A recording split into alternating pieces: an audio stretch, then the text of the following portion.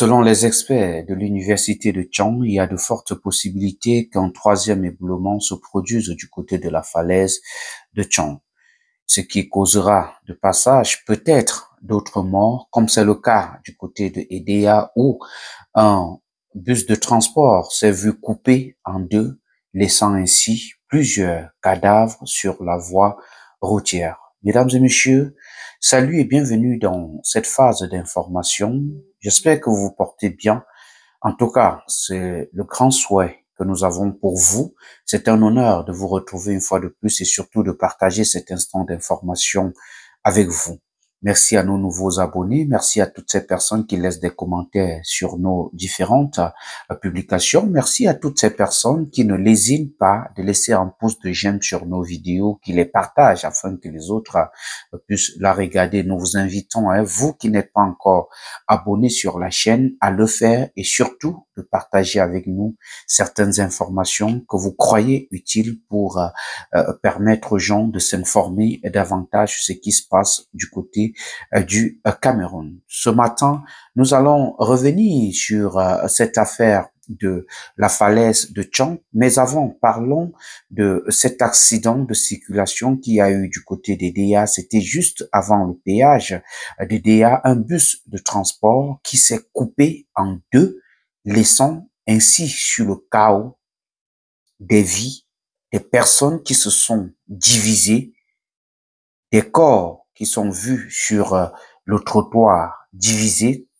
Je n'ai pas l'habitude, comme vous le savez, de montrer des images dramatiques dans mes vidéos parce que ça ne répond pas aux normes de ce que je fais. En montrant ces images, je pourrais davantage provoquer des décès des personnes qui ont des problèmes de cœur en voyant ces images. Certainement pourront avoir d'autres problèmes que nous ne serons pas capables dans ce média de résoudre. Mais ce qu'on sait, c'est que le bus de transport partant de DIA s'est vu divisé en deux et qu'il y a eu plusieurs morts sur le champ. Plusieurs morts sur le champ.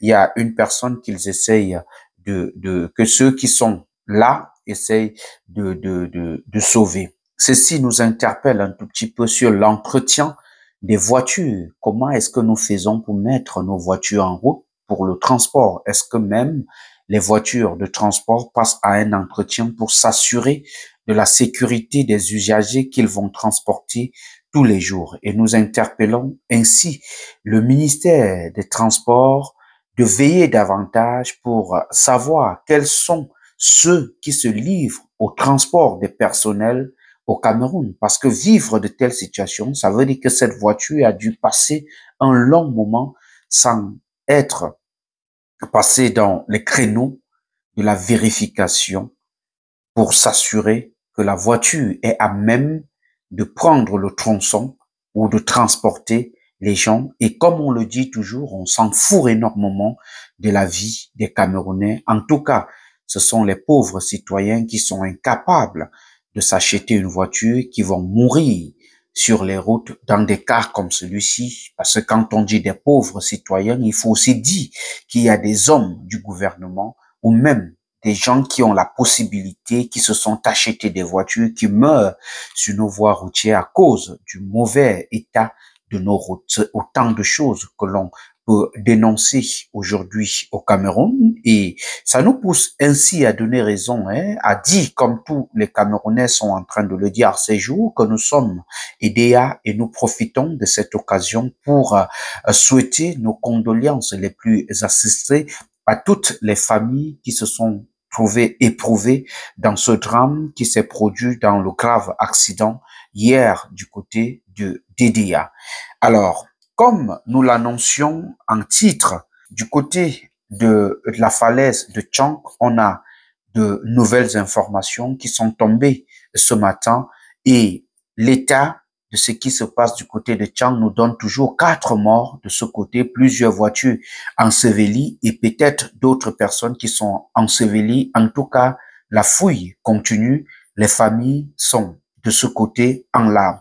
Je vous invite donc apprendre ce dernier extrait de nos confrères d'Equinox qui ont fait un tour ce matin sur la falaise de Tchon et qui nous donnent le compte rendu de la situation de ce côté. Et on se retrouve juste après.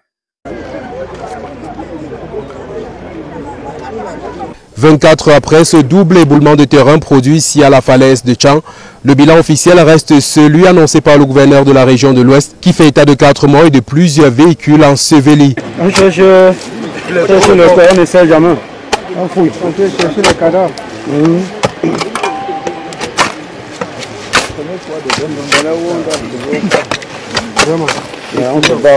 On fouille. Pendant que se poursuivent les fouilles, les familles et proches des personnes portées disparues attendent anxieusement autour du site de cette catastrophe.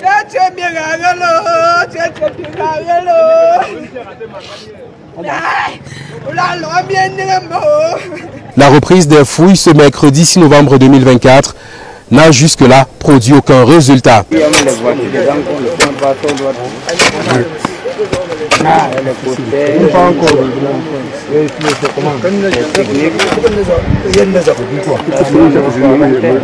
Alors que des témoins parlent d'une cinquantaine de personnes qui seraient actuellement sous terre, la probabilité que des survivants soient retrouvés est pratiquement nulle, car comme vous pouvez le voir juste derrière nous après le passage du ministre des Travaux publics, c'est avec des pelles, des pioches, bref un matériel rudimentaire que les riverains sont redescendus sur le site de ce double éboulement de terrain afin de reprendre les fouilles. Depuis le site de la catastrophe de la falaise de Tchang, nous sommes Robert Kenyé et Vivien Tonfac pour Equinox Télévision. Puisqu'on parle de la falaise de Tchang, il faut mentionner que selon les experts de l'université de Tchang qui ont fait une descente de ce côté, il y a de fortes possibilités que nous ayons un troisième éboulement de terrain. Ils le disent au vu des fissures constatées sur le lieu du sinistre qui a jusqu'ici emporté 4 personnes. Les morts qui sont déjà connus, qu'on a pu enlever 4 personnes, enseveli plusieurs voitures de ce côté de la falaise de Tchang. Et il faut rappeler donc que les experts, une équipe d'enseignants chercheurs de l'université de Tchang ayant fait une descente de ce côté de la falaise de Tchang spécialisée. Donc cette équipe est spécialisée en géologie et en géographie à évaluer la situation et nous fait savoir qu'il y a une grande possibilité que dans les jours prochains, on parle d'un troisième éboulement de terre de ce côté de la falaise de Tchang. Il faut aussi rappeler que sur le lieu du sinistre, il y a une activité maladroite, maladroite qui pourrait précipiter un nouveau glissement de terre de ce côté. Vous voyez, les gens utilisent. Il n'y a aucune étude pour permettre ou aider la population à creuser. Aucune étude n'est mise en place, aucune vision d'expert en place pour permettre à ce que le travail se fasse sans causer davantage de dégâts au niveau de la montagne qui est du côté de Tchang. Donc, jusqu'ici, mesdames et messieurs, voilà donc l'information que nous avons jugé utile de partager avec vous ce matin en ce qui concerne l'évolution des choses du côté de Tchang. En tout cas, au vu de ce qui se passe de ce côté de la falaise de Tchang, ce que nous pouvons donner aujourd'hui comme recommandation peut-être aux autorités administratives ou même aux populations, c'est recommander l'élargissement du périmètre de sécurité et une mise en place d'un plan de gestion durable. En tout cas, selon les géographes qui ont fait une descente sur le terrain, il est important, ils soulignent d'ailleurs l'importance de protéger les populations et de sécuriser cette zone fragile. Et selon certaines sources qui viennent toujours de cet endroit, on recommande également la mise en place d'un plan de gestion durable pour réduire la vulnérabilité face à des futurs éventuels, à de futurs événements similaires du côté de la falaise de Tchon. Ce qu'on demande ici, c'est de sauver davantage des vies parce que ce qui se passe là aujourd'hui avec l'accident, le grave accident du côté de DEA et ce qu'on a vécu à Tchon, ça nous donne juste matière à comprendre que notre système ne met vraiment rien en place pour protéger la population. On est juste abandonné à nous-mêmes et nous interpellons ainsi le gouvernement à nous assister, à ne pas seulement faire des descentes, mais de faire venir davantage des experts pour voir comment, parce qu'on peut, avec une bonne étude, rendre la vie moins difficile et moins stressante et moins peureuse du côté de la falaise de Tchang. Mesdames et messieurs, voilà la vidéo que j'ai bien voulu partager avec vous ce matin en ce qui concerne la falaise de Tchon et le grave accident du côté d'Idéa. Et nous allons, avant de partir, souhaiter nos condoléances, une fois de plus les plus attristées, à toutes les familles qui sont touchées du côté, que ce soit de la falaise de Tchon ou même d'Idéa là-bas. Merci à vous, chers abonnés, de regarder cette vidéo. Merci de la partager. Merci de laisser un commentaire. Merci de liker. Merci de vous abonner sur la chaîne. Merci à toute l'équipe technique qui est réunie autour de cette production. Je pense ainsi au réalisateur Darol Flodin. Merci à Didier Bamba. Merci au sponsor numéro 1 de All Event Media du côté de Houston, dans le Texas, aux États-Unis. Stéphane, merci à toi, frère, pour tout le travail que tu fais pour les médias All Event Media. Merci à Irène pour le travail fou qu'elle fait derrière nos différentes vidéos pour porter la voix de celle-ci. J'ai signé et j'assume. Appelez-moi tout simplement Laurent Eboué, le fils du peuple.